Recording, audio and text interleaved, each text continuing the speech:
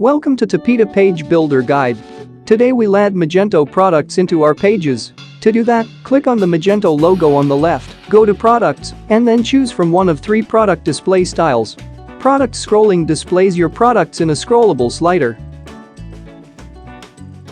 Product paging scroll is similar to product scrolling, but adding dots navigation at the bottom. Product grid displays your products in a grid. To add products from a particular category, select Category as the product source and click Select Category. Here you can select the category of your choice. You can also select specific products by their SKU.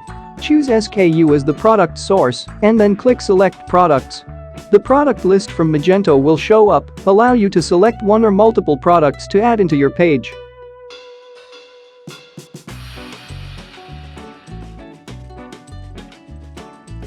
You can also limit the number of products to show or sort the products by any attribute.